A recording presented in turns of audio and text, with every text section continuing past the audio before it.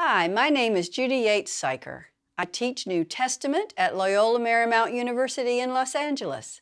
I'm an active teaching elder in PCUSA, Presbyterian of the Pacific, and the author of your 2016-2017 Horizons Bible Study, Who is Jesus? What a Difference a Lens Makes. I'm grateful for the opportunity that I've had to write this study. And it's been a pleasure to work with Presbyterian women throughout this process, from the writing to the editing to the many kind invitations to speak with groups across the United States. Who is Jesus? Who is Jesus appears at first to be a simple question for those of us who identify as Christians, but as I hope will become apparent throughout the study, there is no one nor simple answer.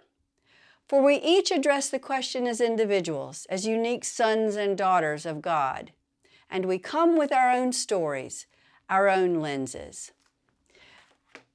You may recall that about halfway through the Gospel of Mark, Jesus is walking with his disciples, and he asks them what folks are saying about him.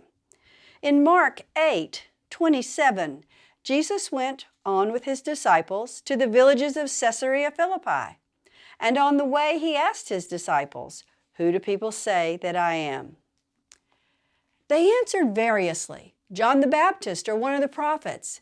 Then he turns to them and asks, "But who do you say that I am?" It seems a reasonable question to ask of those who've been working with him, learning from him. And it's a good question for us today. While we know that this is a question that takes a lifetime, you and I have only 9 lessons together to begin the journey.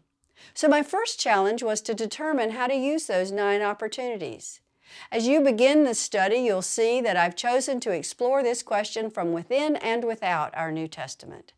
We'll first see how it's addressed by our 4 gospel writers, then by the Apostle Paul and the author of Hebrews. And next we'll turn our attention outside the New Testament to see how the early Christian writers of the non-canonical Gospels address the question. And then how our Jewish and Muslim sisters and brothers view Jesus from their perspectives in the Abrahamic faith traditions. Finally, we will consider how Christians from a variety of cultural perspectives answer the question, who is Jesus? I hope that you'll find the lessons informative and engaging, and I hope that this will be a springboard for you to dive into your own exploration of how to answer the question for yourself. For as you study and learn, as you discuss your reactions and responses to these various lenses, the question that runs through the whole year's study is this: who do you say Jesus is? I think it's important for us as Christians today to be able to answer this question as we dialogue with others in our churches and outside our churches.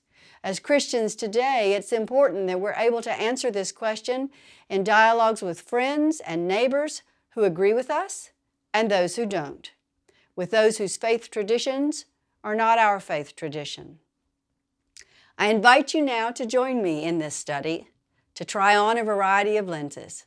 It promises to be a grand adventure.